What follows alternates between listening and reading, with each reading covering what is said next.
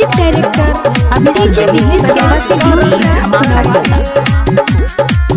शादी करे चाहिए दूसरे के घर में, एक साथ रहल के तहजर में, एक साथ रहल के तहजर में। शादी करे चाहिए दूसरे के घर में, एक साथ रहल के तहजर में।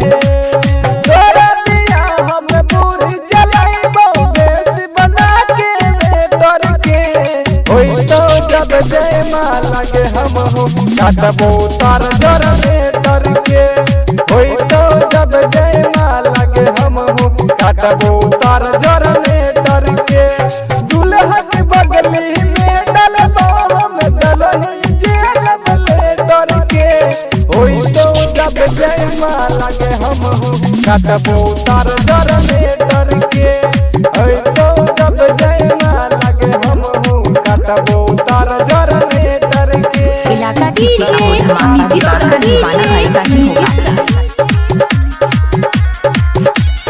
मंगुरा नवादा, मंगुरा नवादा।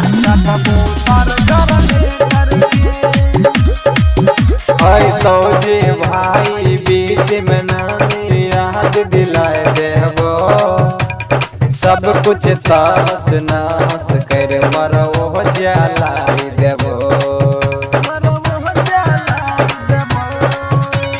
तो जी भाई बीच में नानी याद दिलाए देबो, सब कुछ तास नास कर मरो जलाई देबो। डीजे बगैर दबो हम लेबो के अपने दर से, होई तो जब जय माला के हम हो काटबो तार जर में डर के, होई तो जब जय माला के हम हो काटबो तार जर में डर के। डीजे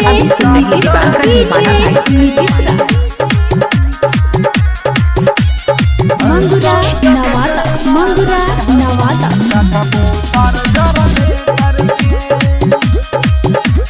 जे चाहे छियो हम हो तोरो करे पड़त हो, दुल्हा के मर्डर में जय महले पर है तो, जय महले पर है तो।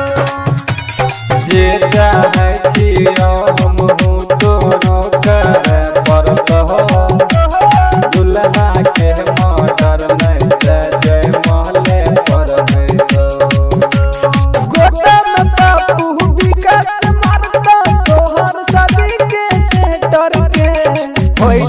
जब जय माला के हम हूँ काटबो तार जर में डर के, होई तो जब जय माला के हम हूँ काटबो तार जर में डर के। दीवाना भाई को ग्राम बगीवा जिला मधुबनी 2000